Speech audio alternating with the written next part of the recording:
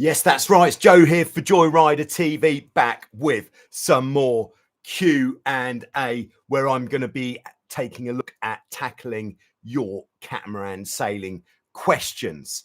As always, I've got some preloaded questions, so we're going to go straight in with the first preloaded question. No messing about. And this one comes from Mr. Ecaria, who this is in response to one of the high wind sailing videos. He said, do you have any tips on how to set up your Hobie Cat 16 for this type of weather? Now, I thought this was a great topic, and we're not just going to talk Hobie 16, we're also going to talk F18 / tornado style boats as well. So that means we're covering all of it. Good idea? I thought so. So steaming in. So the first thing we want to do is, what can we set up on the land before we even put the boat in the water? So this is going to require knowing before you put the boat in the water that it is going to be windy, and then what can we do to the boat on land? So most of this is mast setup. So the first thing that we can do to make the boat easier to sail in the stronger wind is to increase the mast rake. If you're not familiar with this term, if this is our boat and this is our mast, so here the mast is very much straight up. If we move the mast towards the back, it helps to reduce the power, increase the efficiency, and make the boat easier to sail in a stronger wind. This is an exaggeration. It would only be a few degrees. And so on the Hobie 16 or similar boats, which don't have the more sophisticated rig on there, so I would think the Dart 18 would be a similar boat. To change the mast rake, what we would want to do is actually we'd want to move the shrouds down, because then we put the rig tension on through the forestay, which we're using the jib halyard or the forestay. So it's kind of like the opposite on let's call it a loose rigged catamaran, which is the Hobie 16 Dart 18, as it would be on a tight rigged catamaran, which would be an F18 tornado type boat. So it's just the opposite, the way that we adjust the mast rake. So on the Hobie, on the loose rigged catamaran, what we're going to do is on our chain plate stay adjuster, where we've got a choice of holes. If we've been sailing with that in number 4, I always name it by how many holes from the bottom. So if it was in number 4, then just one hole makes a big difference. So move it down to number 3. And I don't know if you saw the video, but I did a short video on how to safely change your shroud settings. And that is, if this is our shroud coming in here, and then the eyelet for the shroud is kind of here, then we can actually use 2 pins in that chain plate. So we can have a pin. Let's do the pins in a different color. So we can have a pin in here and a pin in here. And if we're moving it up or down, we would just, if we're moving it down, we'd have a pin in here, and we kind of have to pull the shroud down with this pin still in, put a second pin in there, and then that means there's no chance of the shroud ever coming loose, which is much better, much safer. So move the shrouds down, one hole, both sides. It's going to make the boat easier to sail. Oh, hello to Cucks Oliver and your super sticker. Thanks very much for getting the ball rolling and for your donation. Very kind. And hello to everybody else who's tuning in live. And in the live chat, I'm going to catch up with everybody after we've covered the first topic, and then we'll crack on with whatever questions you've got in there. So, yeah, we're going to move the mast rate down one hole, and that is if we know that it's going to be a very windy session. If we're sailing a tight rigged catamaran, let's say with the F18 as an example, if we want to move the mast rate down, again, one hole is going to make a big difference, then this will be on the forestay. So to be able to loosen the forestay on an F18, you're first going to have to release the rig tension, and then have somebody hanging. Here's our guy in front of the boat, holding on to a trapeze line, taking the weight of the rig with the rig tension really reduced. So he's pulling the mast forwards. Then the other person can move the forestay adjuster one hole more towards the top, which will put the mast back a bit more, and that is going to help a lot in the stronger conditions. All right, so mast rake, number one. Number two is rig tension. Now, this is where the two styles of boat differ a lot, because on an F18 style boat, we are always setting the rig tension to the weight of the crew, of the helm and crew combined.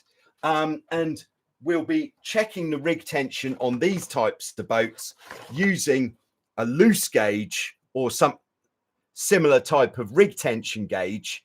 So for the lightweights, a lightweight would be, let's say, 125 kilograms. On the loose gauge, we'd want it to be at about 28. 28 on the loose gauge. So you pull this back.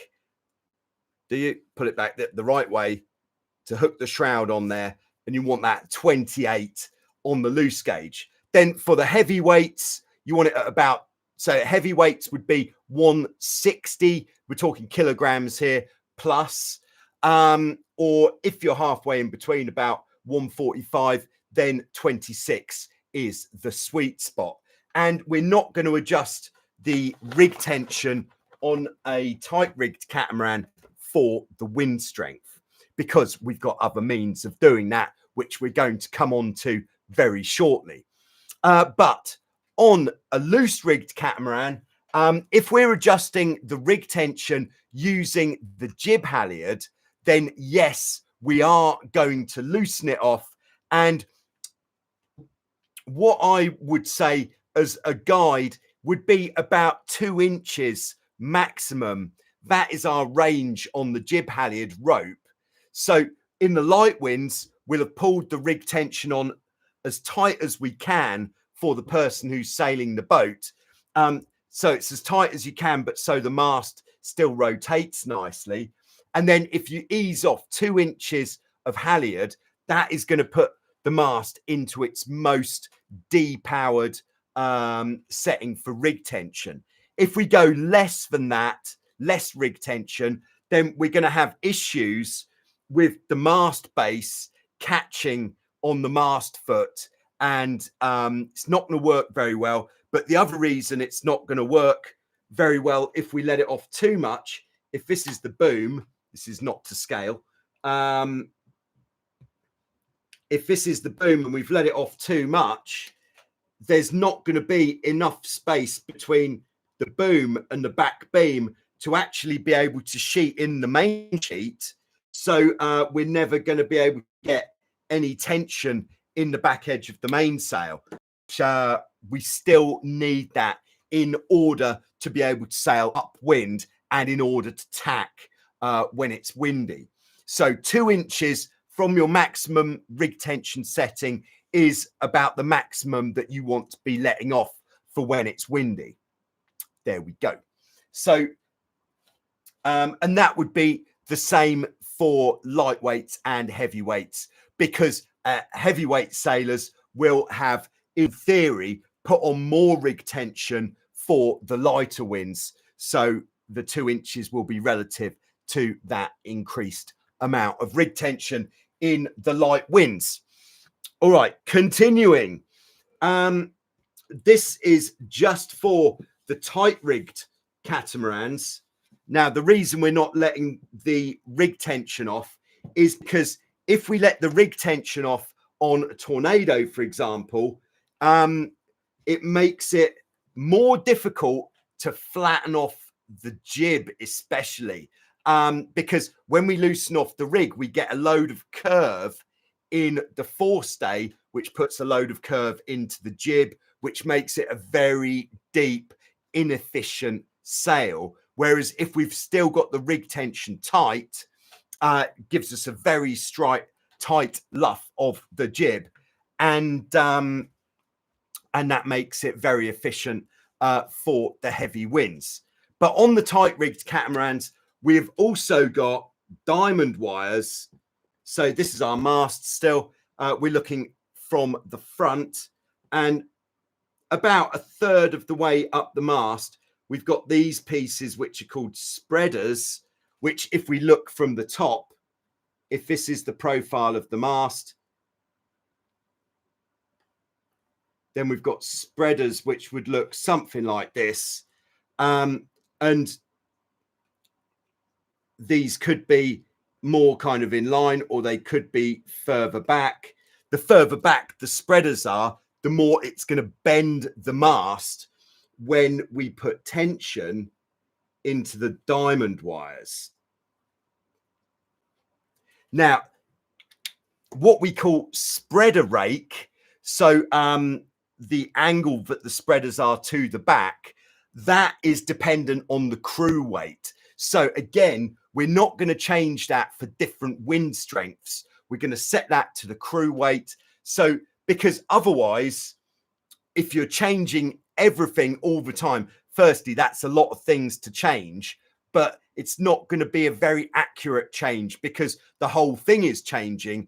And if it doesn't feel good, you won't know why, because you've just changed everything. So spreader rake angle dependent on the crew weight.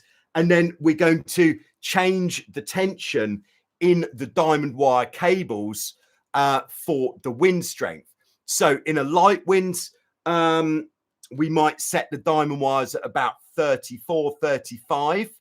And then in heavy winds, we're going to wind that up to about 38 on the loose gauge, which is going to bend the mast more, allowing us to put on more downhaul. We're going to get flatter sails, and flatter sails are what we're after for the really strong winds. There we go. So diamonds. I've written a little list here. Then next one we could change is battens. So we're not looking generally, if we go loose rigged boat first, if we've been sailing with a positive amount of tension in the battens, so that if the sail is sitting flat on the floor, you can actually see a curve in the sails made by the battens. If we've had the battens in that tight, perhaps, sorry,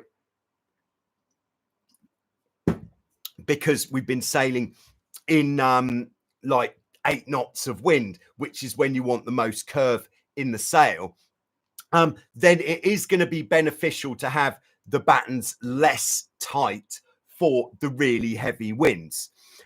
So when we, like, your minimum amount of batten tension is so that the batten is in the pocket and there is no way that it can move in or out once you've tied it in. That is the correct amount of batten tension, both for heavy winds on a loose rigged catamaran and all conditions on a tight rigged catamaran. Because firstly, if the batten can move, then you're going to get creases in the pocket, and you could actually lead to damaging your sail. Whereas if it's more than that, then you're going to start getting that positive curve from the battens in the sail, which is going to give you more power, which on both types of boat, it's going to be very difficult to get rid of that. So that is why we're not putting on a positive amount of batten tension. Now, on the tight rigged catamaran, you've also got the option to change your top 3 battens. Really? Yeah. So ideally, if you're sailing a tight rigged catamaran, you'll have 2 different sets of the top 3 battens. You'll have your 3 for light to moderate conditions, which would be a softer batten. And what a softer batten does for you is it bends more easily, which means you get more curve into the sail, which is ideal if we're looking for maximizing the amount of power in the rig.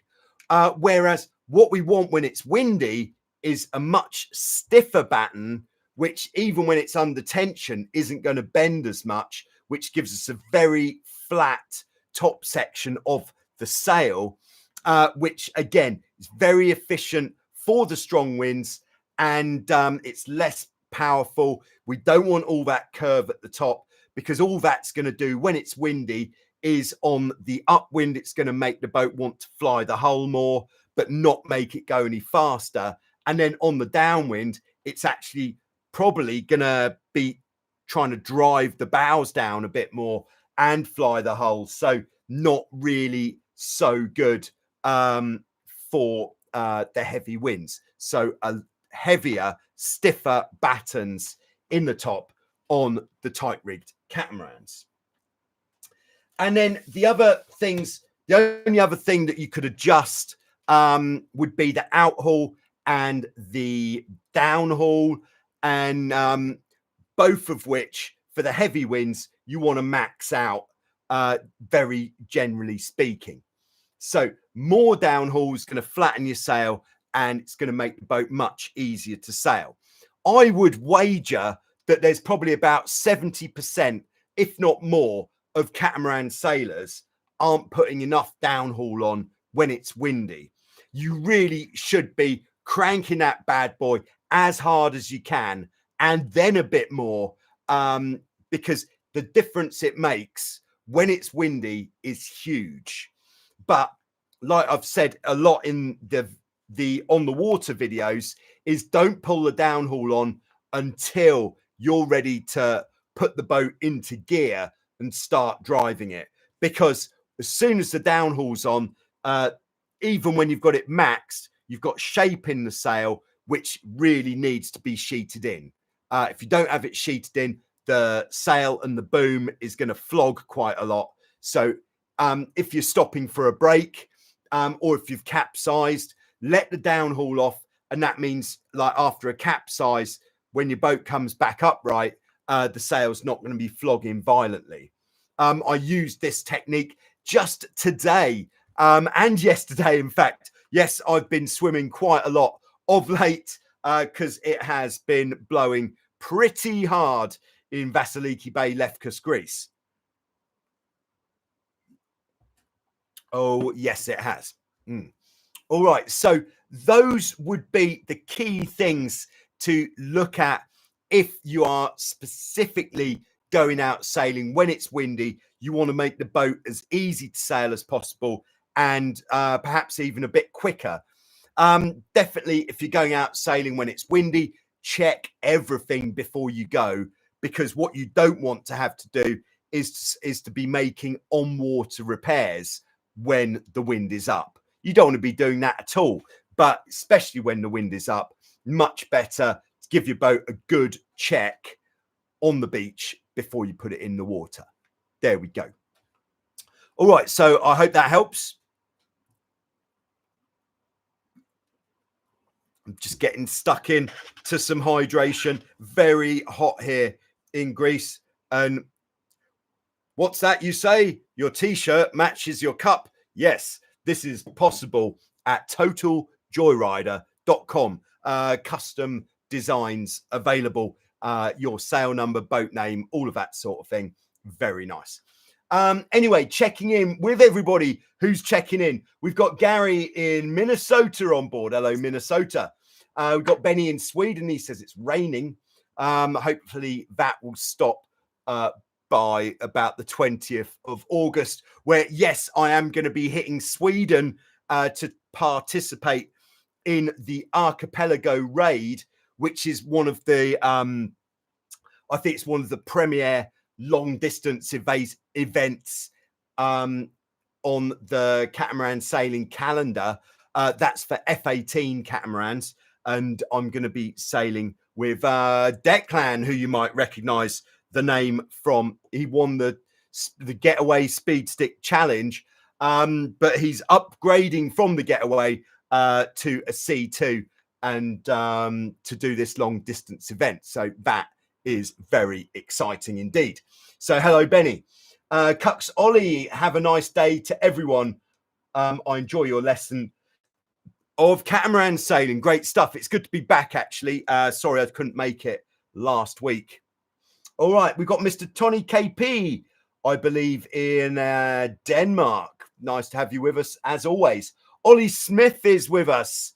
Hopefully see you this time next month. Great stuff. Looking forward to that, Ollie.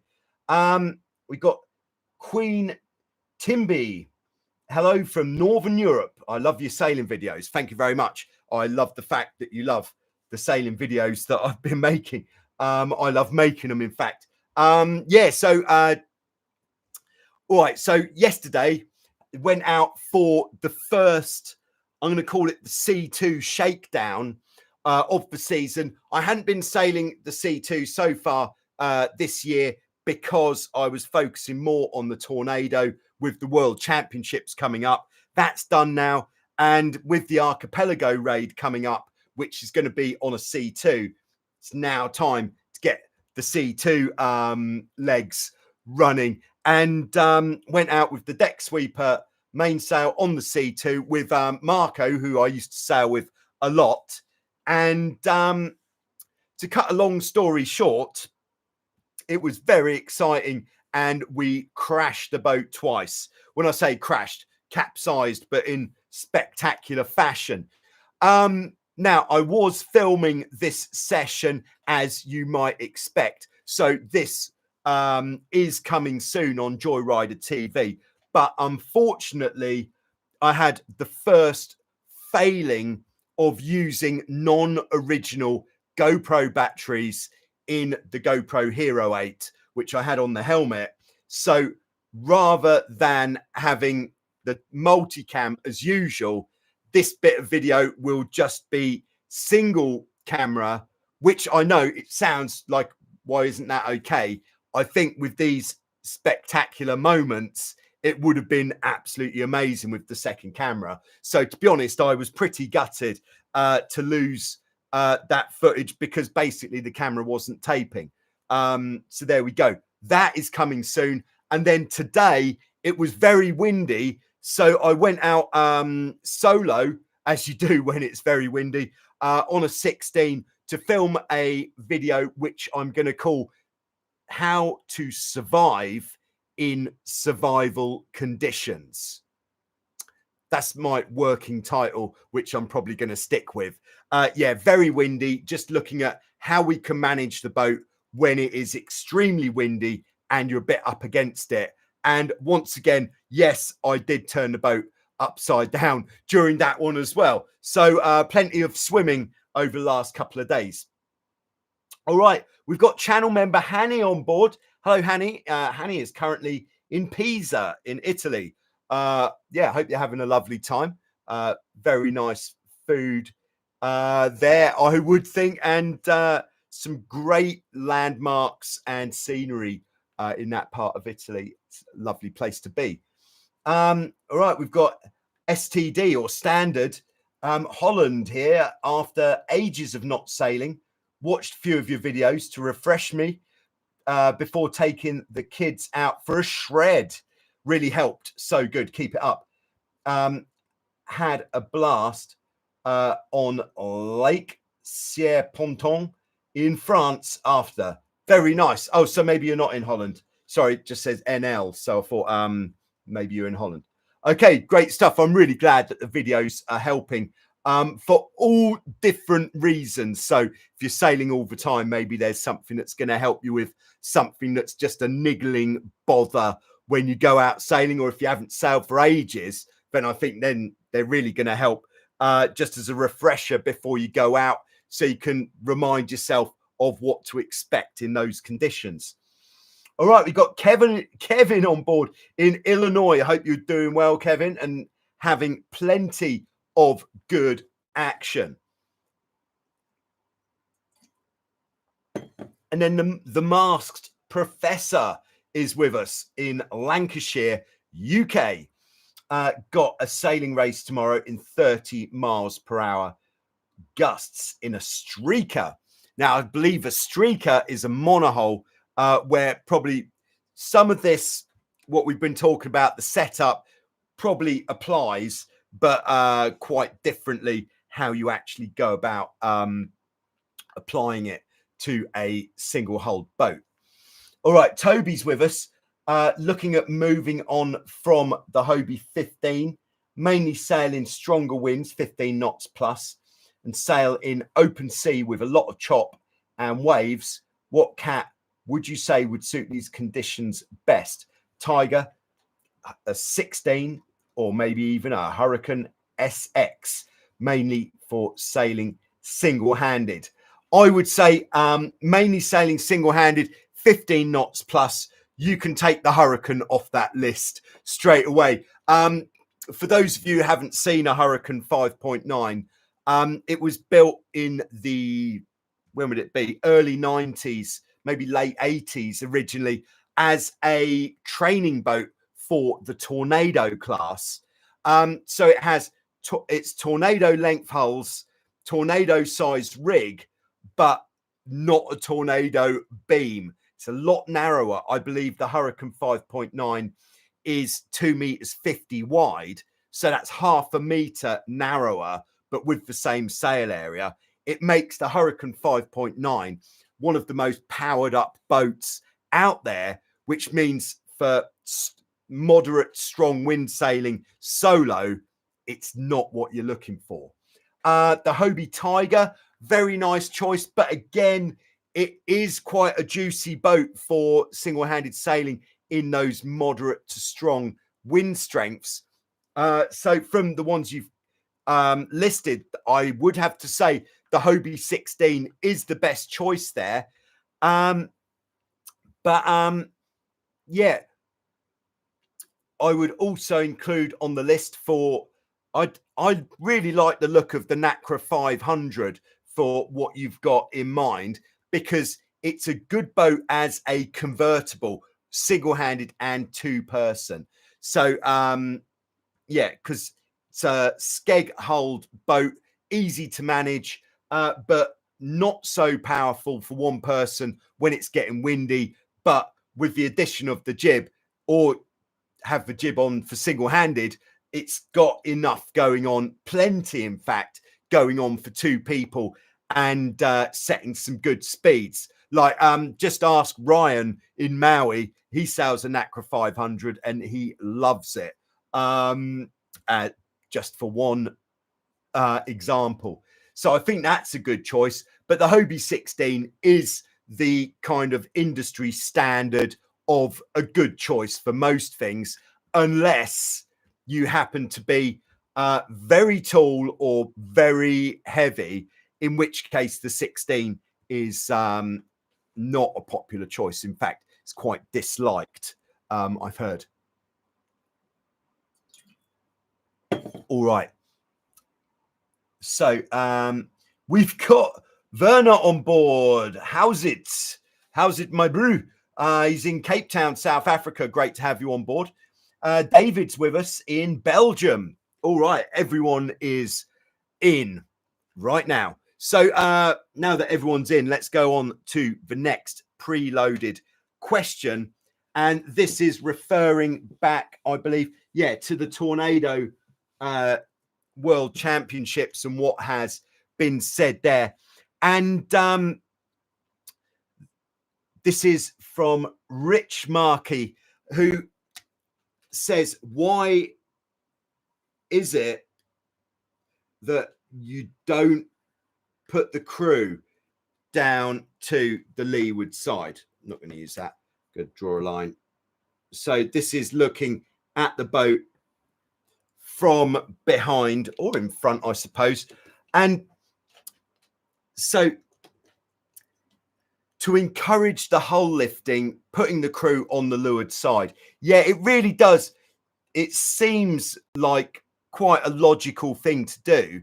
But I'm not going to lie to you, the main reason that, if this is a view from above, we have the crew here in front of the beam. This is light winds, and then the helm just behind on the windward hull. And the main reason that we do this, and everybody does it, is because the most decorated tornado sailors who are still active in the class, which is Danny and Costas from Greece, who have won the World Championships more times than anyone else. They've podiumed in the Olympic Games several times. They say this is where you sit going upwind, even in very light conditions. Now, why would this be? Why wouldn't you put the crew over on this side? Now, I should have spoken to them about that a bit. I probably have. But my understanding is if you put the crew on the leeward side, what that's going to do is put more of the leeward hull into the water, which is going to create more drag, because the hulls on a tornado, relatively low volume for the size of boat. And what we don't want to do is sink this hull because it's just going to create more drag. Whereas having both team members on the windward side, we've got the wind, which is pushing against the rig, which even in light winds is just going to help to offset the weight on that hull. So we're not going to be creating as much drag. And on a boat like the Tornado, which is very powerful, even if we get a gust of 8 knots of wind, let's say, then we're going to start seeing a bit of hull lifting. And we don't want to have to depower the boat if we're lifting the hull. So in absolute drifting conditions, like 3-4 knots of wind, then yes, I would say crew could go on the leeward side. But we're not racing in conditions that light. There is a minimum wind strength for racing, which is 6 knots. So we're not starting races in less than 6 knots of wind. And any more than that, we want to have the crew on the windward side, so that if we do start to lift the hull, rather than having to depower the sail, the crew can extend out onto the trapeze or just lean out a bit to help to keep that power on and go faster. But yes, the Tornado really does come alive, and the performance difference once we've got that windward hull out of the water is extraordinary, which is why at these light wind regattas, the lightweight sailors do have quite a benefit, because they're able to lift the hull in much less wind. And once the boat's lifting the hull and they're out on the trapeze, that is when we really get the foils working and the boat starts sailing much, much faster. So there we go. That is what I think. Okay. All right. Next preloaded question. Hope everybody's enjoying this, by the way. Good to be back in the studio for a bit more of this Q&A. So this one's from Igor, in referring to the 3-point turn tack, or what I also like to call the static tack. And he says, how is this different to a regular tack? Okay, so the point of the 3-point, in fact, I'm going to use the small version.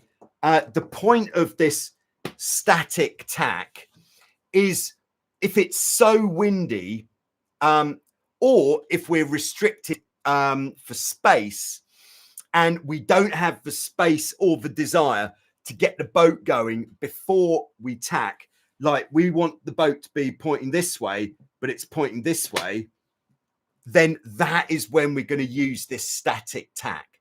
And the reason that it's different is, all right, this is position 1. We're on this side. So action number 1 is we're going to increase the tension in the main sheet. We're going to pull it in as tight as possible. And what that is going to do is, this is position number 2. That is going to put the boat head to wind, but because we weren't moving forwards, it's going to be head to wind, but it's going to be going backwards. So as soon as the boat starts going backwards, we're going, so the rudders here are naturally going to go across this way as if to steer it up into the wind. As soon as the boat starts going backwards, we reverse the rudders and the boat will then reverse around this corner, because we'll also have the wind in the other side of the jib. So that's going to pull the front of the boat round as well. And then when we get to this position, the important thing that we need to do is we need to look forwards. This really does help if you've got some land to look at. But if you can see that the land is, so if we're going backwards, the land would be going, which way would that be? That way. So if the land's going that way, we're still going backwards. If it starts going that way, then we know that we're going forwards. And what's really important with this technique is, as soon as you know you're going forwards, straighten up with the rudders, because if you do keep them across like this, as soon as you start moving forwards, the boat's going to turn back into the wind and you'll be back in the similar position to where you started from. So the reason why we use this is, if, like, I use it quite a lot in the moorings area. So if there's, don't know what I'm doing with that, if there's obstructions and we don't have space to bear off a little bit to get the boat moving and we want it to be on the other tack, just cranking the main sheet in tight, letting the boat come up into the wind, backing it round, and then straightening up, and off we go. That is the way. When we get to this stage, also very important, equally important as sheeting the main in, is at this stage, we're going to make the mainsail very loose, because if we don't, the mainsail is going to hold us into the wind. We did, on a related note, I was speaking to someone down in the Wild Wind Boat Park about this topic of high wind tacking and the main sheet. And I don't know if we've talked about it very much before, but the importance of pulling the main sheet in for your high wind tack. So as we know, the main sheet, the mainsail on the boat is behind the pivot point on the boat. So when we have the mainsail in tight, it applies pressure here, which turns the front of the boat this way. Yeah. Yeah. By putting pressure behind the pivot point, turns it into the wind. So that is the point with the main sheet that I've been stating more regularly. But the other point with having the main sheet in tight is, if we've got the main sheet in tight, even if the traveller is out a bit, what that means is we can sail much closer to the wind, which means as soon as we steer in a tack, we're going to be head to wind. The wind's going to get in the other side of the jib if you've got one, or if you haven't got a jib, the wind is then going to catch this side of the bows, which is going to help to push the front of the boat off the wind so we can start sailing. Perfect. That is what we're looking for. So that is another reason why pulling the main sheet in before tacking is so important. With in high winds and in light winds. In light winds, you don't have to be quite as aggressive with the amount of main sheet tension, but it really does make the biggest difference. If you're about to say, hold on, but if it's windy, if I pull the main sheet in tight, aren't I going to start flying the hull aggressively and being out of control? Well, you would if you kept your course the same, but if you come up closer to the wind, that's going to help to control your power as you bring the main sheet in tighter. So there we go. All right. So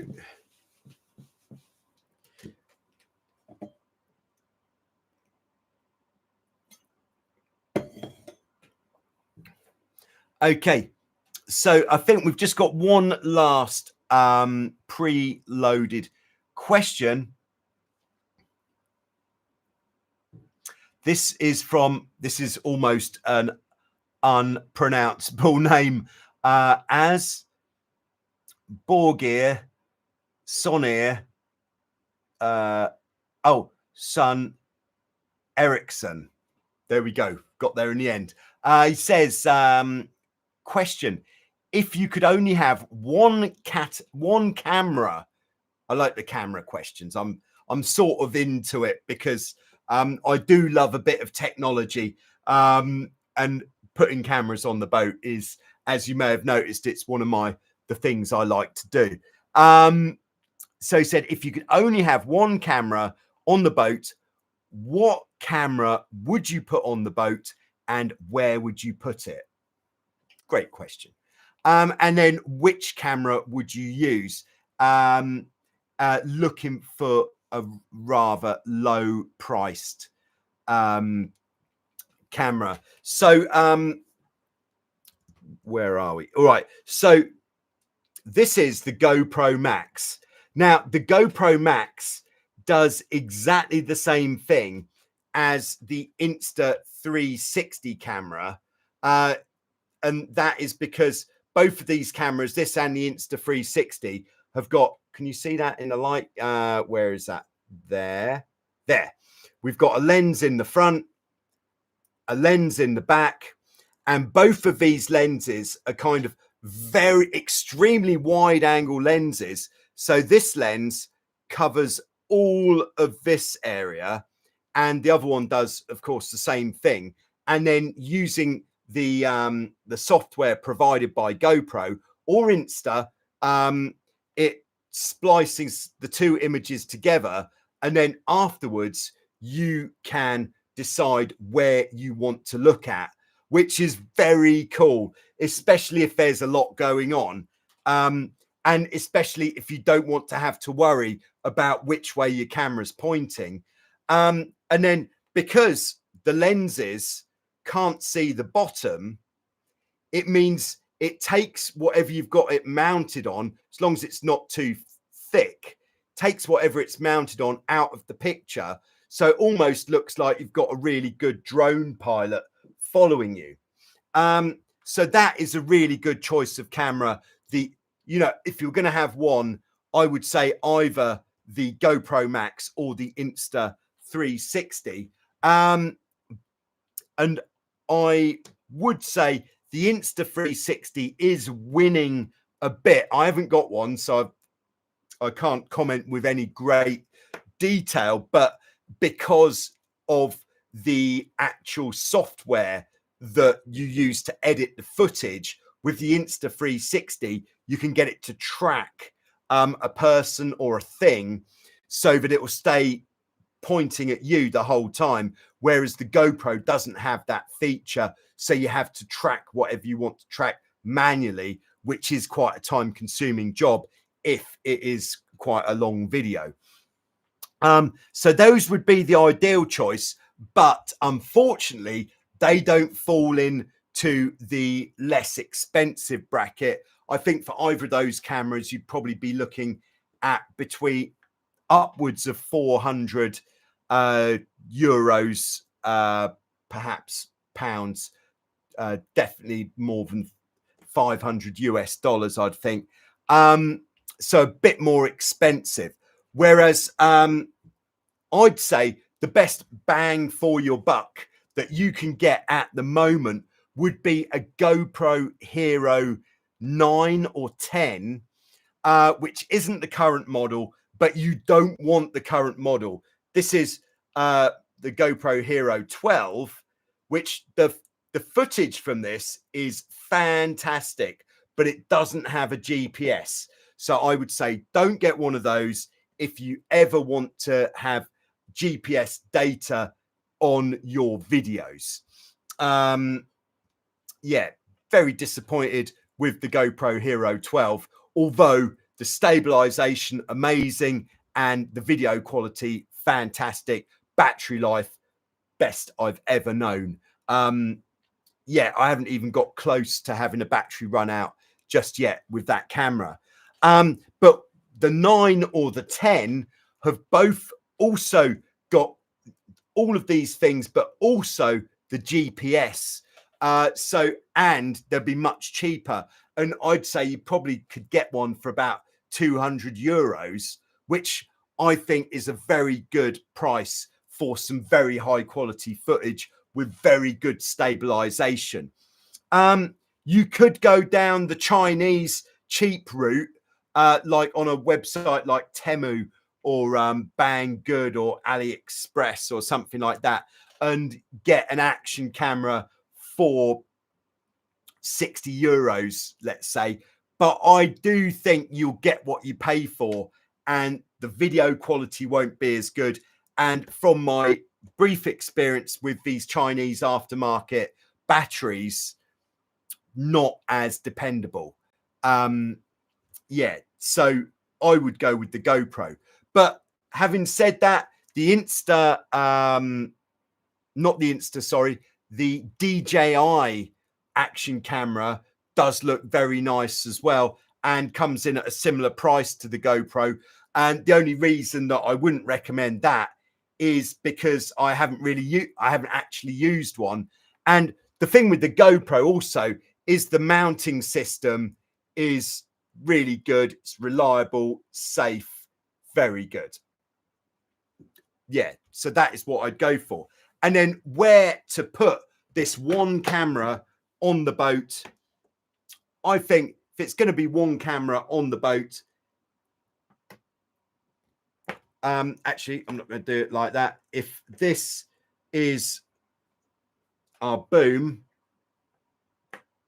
here, I would attach an extra pole to the boom so that the camera is behind the boat like this. So you've got the camera on the end of the pole. If you're using a regular GoPro like this, then the best thing to do so that you don't have a load of pole in your shot would be, if this is the end of the pole, then have an extra piece like this coming down from the pole, and then the camera on the end here, so it's kind of a little bit lower down. Or you could put it higher up looking downwards, but I think lower down would be a more of a unobscured view. And the reason behind the boat looking forwards is nice. It's because when people are watching the videos, I think they really like to see where the boat is going. That is why this C2 video from yesterday, I'm pretty gutted about, because it's the head cam that I use, which shows the viewer where we're actually going. So the camera that I've got for that is facing backwards. So you can just see what's going on the boat, which I think is a nice view as well. But as you all know, in a 2-camera setup, one of my favorites is to have a pole sticking out of the side, because then you can really see what's going on the boat. Very nice. Okay, so I hope that helps.